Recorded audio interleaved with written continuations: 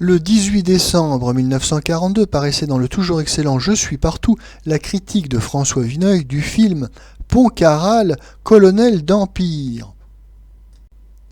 Avant d'écouter cet article, notons que le rôle-titre est tenu par Pierre Blanchard. Pierre Blanchard, personnalité exaltée et imaginative, qui va se convaincre que son interprétation de Pontcarral n'est rien de moins qu'un acte de résistance héroïque en 1942. Et il y aura malheureusement un certain nombre de gogos pour le conforter dans cette illusion.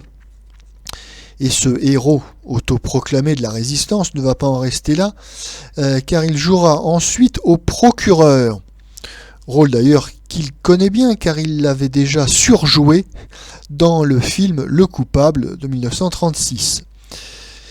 Procureur donc, puisqu'il devient le président du comité de libération du cinéma français en 1944 et qu'à ce titre, il demandera la tête de Georges Clouzot qui avait commis le crime de réaliser le film Le Corbeau. Résistant fictif, mais authentique procureur terroriste, donc. Nous écoutons maintenant le texte intégral de la critique de François Vineuil. Pontcarral est inspiré d'un roman de M. Albéric Cahuet. M. Albéric Cahuet n'est pas Balzac. Le hussard Pontcarral n'est pas le colonel Chabert. Mais son histoire fournit un de ces scénarios en or qui n'ont certainement pas fini d'exercer sur les spectateurs un attrait irrésistible. Même lorsqu'on incline à penser que le génie de Napoléon valut à la France autant de méchèves que de gloire, même lorsqu'on se prend d'une admiration grandissante pour Talleyrand, on est de tout cœur avec les demi-soldes de 1815. Ces héros tombés du haut de l'épopée au beau milieu de la réaction politicienne, des ultras, des moralistes, ces vainqueurs qui avaient eu l'Europe à leurs pieds et que l'on jetait dans la misère, ces fanatiques qui voyaient hier leur Alexandre remplacé par un roi intelligent, mais podagre et blasé. Or, Pontcarral est le type classique, l'idéal des demi-soldes. C'était un des plus étincelants colonels des hussards impériaux. Au lendemain de Waterloo, il n'a que 32 ans. Sa fougue ne se résigne pas.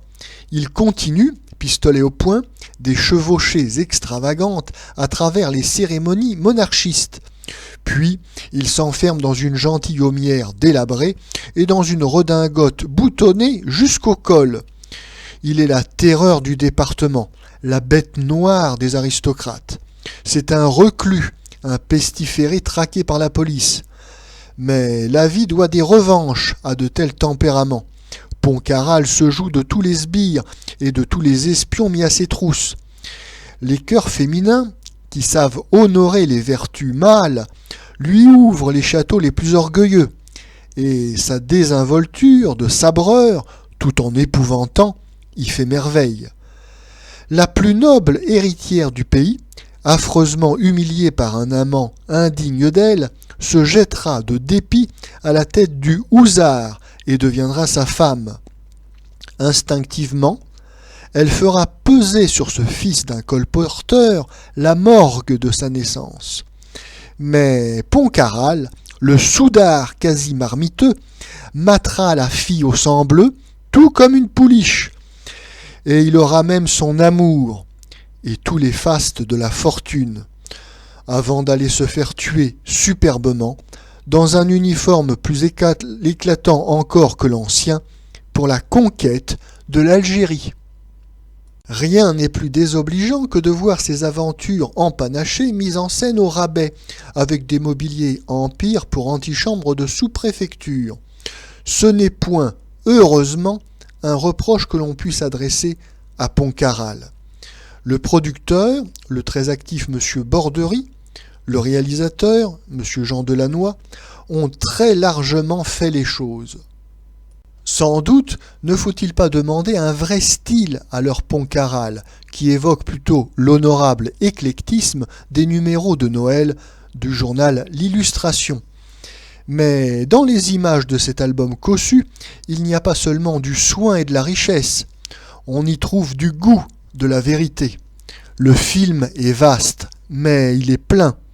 Jean Delannoy a su articuler intelligemment son récit, qui marche d'un bon pas et entraîne l'intérêt au milieu de péripéties innombrables. Grâce au mouvement qu'il a imprimé à son film, il a su éviter les effets trop appuyés, les situations trop soulignées. Pour un film de cette veine, on pourrait même parler d'une certaine discrétion qui n'exclut point la vigueur de contour réclamée par le sujet. L'ensemble, avec son chatoiement de bon aloi, est divertissant, plein de vie. Jean Delannoy, tout en nous racontant son histoire copieuse et bigarrée, nous promène à loisir dans des paysages périgourdins très heureusement choisis, lumineux et puissants. C'est une vraie cure d'air, après tant de théâtres photographiés, à huis clos, où la nature ne se glissait que sous la forme d'une fugitive carte postale. Ce n'est point seulement ici un caprice, une prédilection de l'auteur. Un film où les extérieurs retrouvent cette place appartient nécessairement à un cinéma plus mobile, moins ligoté à un texte, ce qui est en effet le cas de Poncaral. Pierre Blanchard fait du colonel une composition qui manque un peu de souplesse, mais non point de relief ni de feu. Annie Ducos, mélancolique et fière dans les délicieuses modes de 1820 et de 1830, est la plus séduisante des héroïnes romantiques. Une nouvelle venue, Suzy Carrier, à défaut d'expérience et de dons très personnels, a la fraîcheur véridique, la gentillesse de ses 19 ans. La distribution, bien en place, est nombreuse et brillante, avec Jean Marchand, Charlotte Lizès, Guillaume de Saxe, Lucien Nat, Louvigny, Alexandre Rignot et surtout l'excellent Charles Grandval et Marcel Delettre dans le pittoresque traditionnel du Grognard. On parlait la semaine dernière des Visiteurs du soir qui sont une œuvre d'art. Poncaral, dans les limites que lui tracent des ambitions raisonnablement commerciales, représente un effort artistique des plus louables et dont le commerce se croit trop souvent dispensé. On saisit la nuance, mais nous nous estimerions déjà contents si nous pouvions voir bon an mal an 2 douzaines de films français d'une semblable tenue, faits avec ce souci du joli détail. Cela relèverait sensiblement la moyenne de notre cinéma, ne tarderait pas à créer une émulation salutaire, car Poncaral va remporter un enviable succès, en raison même de ses qualités, de sa variété, de son action habilement conduite, des droits essentiels que le cinéma y reconquiert. On peut même présager que dans les salles de quartier, ce succès deviendra un triomphe. Un petit trait d'actualité pour finir. À l'épilogue de Poncaral, quand le beau colonel part à la tête de ses hussards au son d'une mâle fanfare pour donner l'Algérie à la France, tout le public est secoué d'un frisson guerrier, éclate en applaudissements émus. Parmi tous les braves chevaux de trompette qui manifestent ainsi, bouillant dans leur fauteuil, la pureté de leur patriotisme, combien en est-il qui, le mois dernier, levaient avec ivresse leurs verres devant une carte de notre Afrique piquée de drapeaux américains.